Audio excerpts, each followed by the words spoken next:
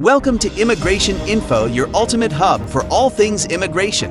Looking for visa tips, country guides, and the latest immigration updates? You're in the right place.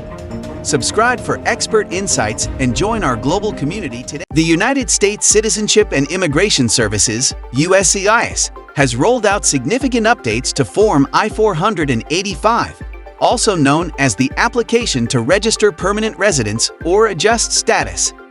These changes, effective from February 10, 2025, aim to make the immigration process more straightforward and user-friendly. Here's a breakdown of what you need to know about the revised Form I-485 and how it affects applicants. Key updates to Form I-485. 1. Mandatory submission of Form I-693. Applicants must now submit Form I-693, the report of immigration medical examination and vaccination record, along with their Form I-485. A partial Form I-693, such as the vaccination record, is also acceptable. Failure to include this document when required will result in the rejection of your Form I-485 application. 2. Streamlined Affidavit of Support Exemption Requests.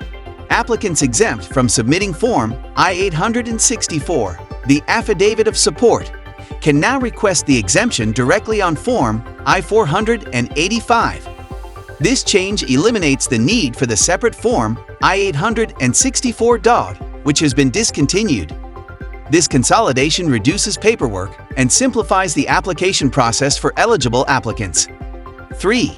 Enhanced clarity on public charge grounds. The updated form includes clearer questions related to the public charge ground of inadmissibility. Applicants are now required to identify their immigrant category, enabling USCIS to quickly determine if the applicant is exempt from this ground. This improvement aims to streamline decision-making and enhance application efficiency. 4. Simplified instructions and consolidation of forms. The revised Form I-485 features updated instructions to minimize confusion and errors.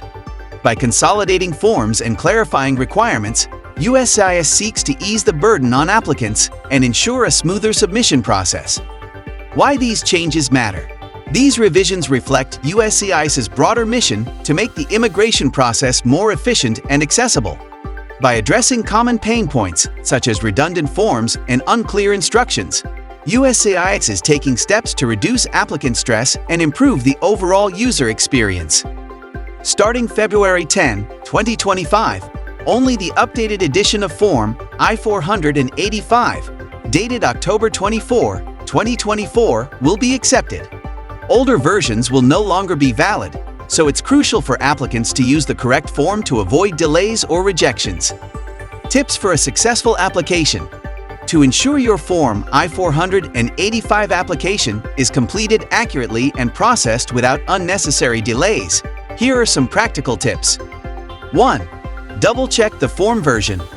Always verify that you are using the October 24, 2024 edition of Form I-485. Older versions will no longer be accepted after February 10, 2025. You can download the updated form directly from the USCIS website. 2. Include all required documents. Make sure you attach all necessary supporting documents, including Form I-693 or a partial Form I-693 if applicable. Omitting required documents could lead to application rejection. 3. Follow the instructions carefully. The updated form includes streamlined instructions. Read them thoroughly to ensure that every section of the form is completed correctly and comprehensively. 4. Identify your immigrant category clearly. Pay attention to the updated questions regarding your immigrant category and public charge grounds.